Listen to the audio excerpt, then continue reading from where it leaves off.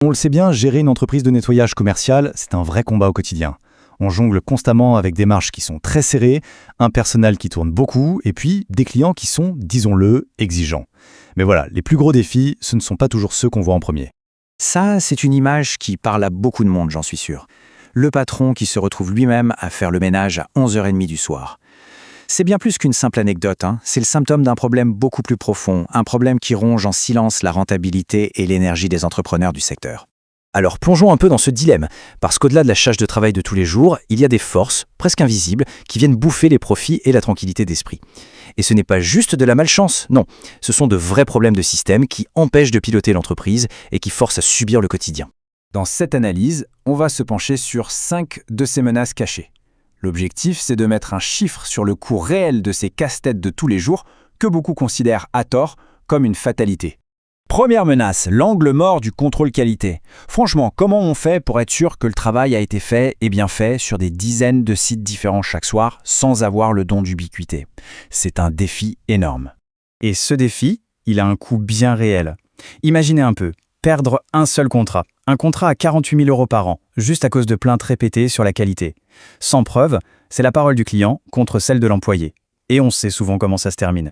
Et c'est là que tout se joue. Il faut passer de cette confrontation qui ne mène nulle part à une méthode moderne. D'un côté, l'ancienne manière, parole contre parole, c'est subjectif.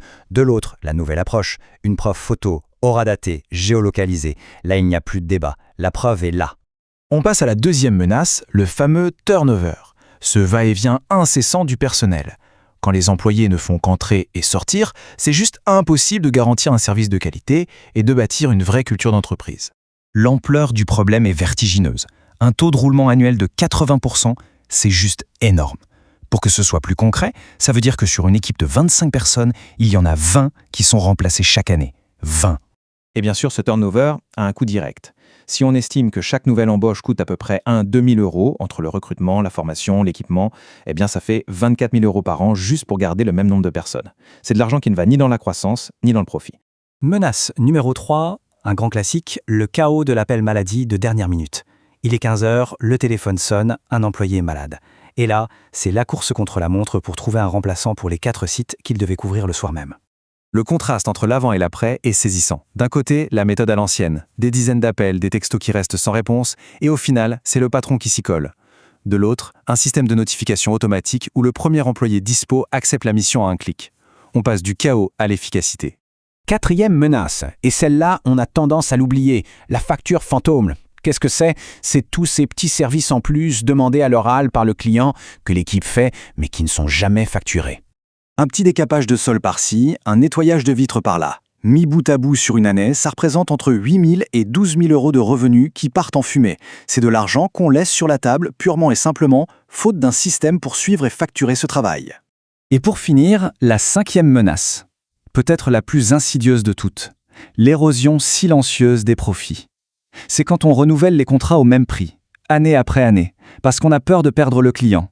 Sauf que pendant ce temps, les coûts, eux, ils n'arrêtent pas d'augmenter. Regardez ce que ça peut donner. La marge bénéficiaire peut fondre, passer de 22% à 11% en seulement 3 ans. Le SMIC augmente, le prix des produits grimpe, l'essence aussi. Sans avoir des données précises pour justifier une augmentation auprès du client, c'est l'entreprise qui absorbe tout. Et la rentabilité s'effondre en silence.